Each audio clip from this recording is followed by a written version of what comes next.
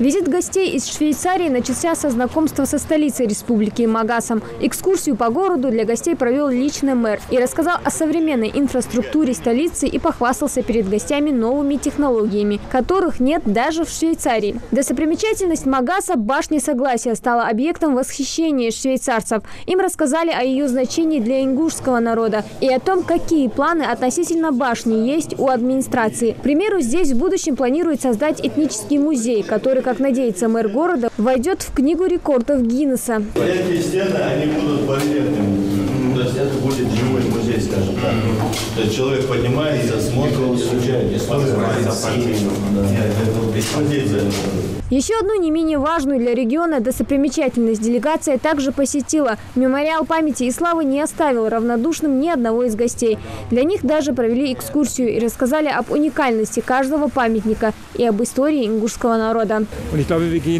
Это, наверное, одно из самых ярких впечатлений вот за сегодняшний день. Это очень интересная история, и я обязательно хотел бы приехать еще раз, когда тоже будет в башне Согласия уже создан этнический музей, и его обязательно посетить.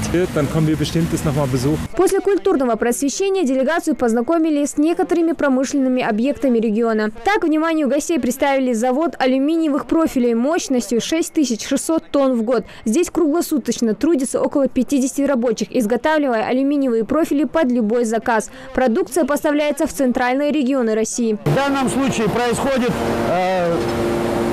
подача заготовки в печь нагрева. Алюминиевый столб нагревается до температуры пластичности. В среднем у нас она получается 420-450 градусов. Тогда алюминий становится пластичным, и будет его возможность продавливания через фильеру, через маточный комплект. Бизнес-делегация из Швейцарии побывала и на заводе минеральных вод «Очелуки». Директор показал продукцию предприятия, рассказал об истории завода и о технологии производства. Очередной объект, который посетили гости – завод алюминиевых радиаторов. Они прошлись по предприятию, ознакомились с принципами производства радиаторов, поделились своим опытом в этом направлении. Бизнес-делегацию впечатлила производительность завода. Интересно было, во-первых, сегодня увидеть эти объекты. Интересно то, что регион дает этим объектам. Мы сегодня услышали, что предоставляется инфраструктура, предоставляются все условия для развития реального сектора. Это очень важно стратегически для региона. И тоже обратили внимание на то, что то оборудование, которое используется, это самое современное европейское оборудование, соответствующее мировым стандартам. Причем это касается и производства алюминиевых профилей, это касается и вот того производства, где мы сейчас находимся, конечно, и механообработка, и гальваническая, и лакокрасочная. Все оборудование действительно самого высшего уровня.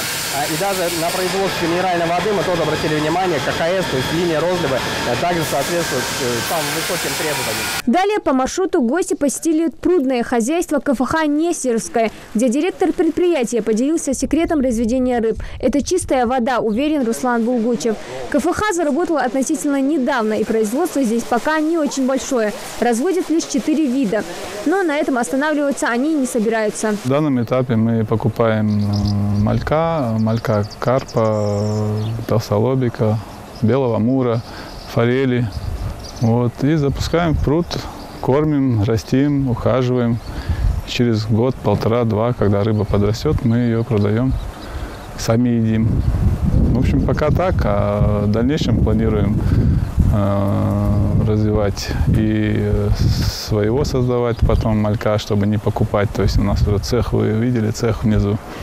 Там же мы осетра выращиваем, планируем развивать осетровое направление, чтобы делать икру и так далее.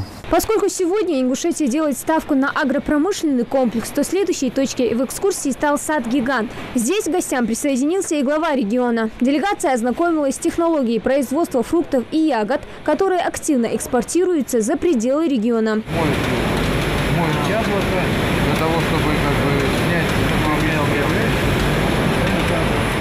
Уже после экскурсии представители бизнес-делегации продемонстрировали свои проекты и предложения по сотрудничеству с Ингушетией, главе региона Юнузбеку Евкурову и предпринимателям республики. Алексей Каток, руководитель компании SGS «Транзитнет», которая занимается таможенным обеспечением транзита. «Транзитнет» позволяет оформить, а также получить финансовые гарантии о погашении задолженности перед таможней онлайн. Алексей Каток уверен, что сотрудничество с Ингушетией будет выгодно как республике, так и их компании. Никогда у нас не было активной деятельности на территории Ингушетии.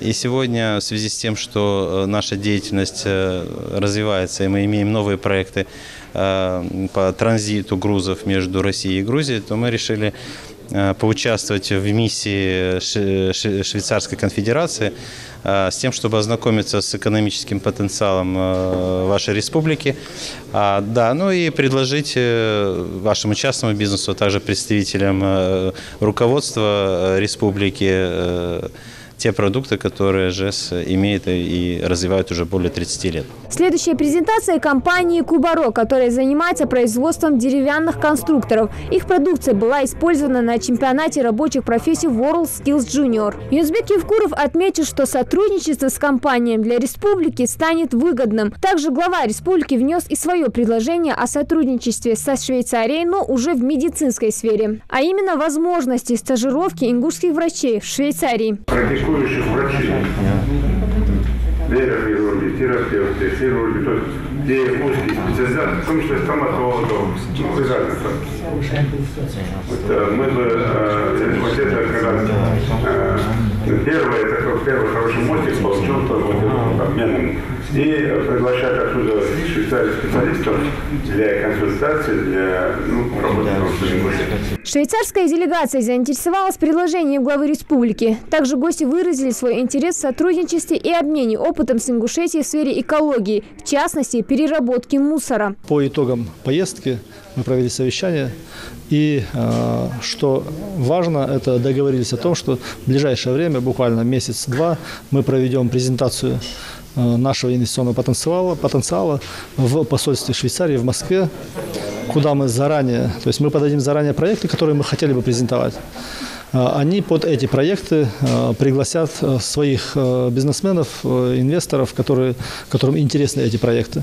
И, соответственно, мы проведем там презентацию, уже напрямую услышим друг друга. Далее гостей ознакомились с культурным потенциалом региона и пригласили на предстоящий пресс-тур, организованный Комитетом туризма, который состоится уже в октябре. По итогам визита все предложения, озвученные на рабочей встрече, будут дорабатываться и, возможно, лягут в основу дальнейшего сотрудничества, уже закрепленного документально. Хади Добриева, Амина Бокова, Лейла Гайсанова, Новости 24.